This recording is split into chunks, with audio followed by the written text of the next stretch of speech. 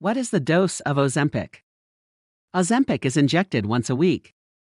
Take the dose exactly as directed by your doctor.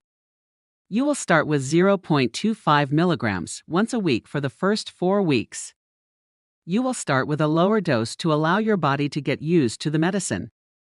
However, the dose of 0.25 milligrams once a week is not adequate for long-term blood sugar control or sufficient for weight loss. At week 5, your doctor will advise you to take the dose of 0.5 milligrams once a week. If you need further blood sugar control after at least 4 weeks on the 0.5 milligrams dose, your doctor may increase your dose to 1 milligram once a week in the 3rd month. To lose weight, start with a dose of 0.25 milligrams per week in the 1st month, 0.5 milligrams per week in the 2nd month, and 1 milligram per week in the 3rd month.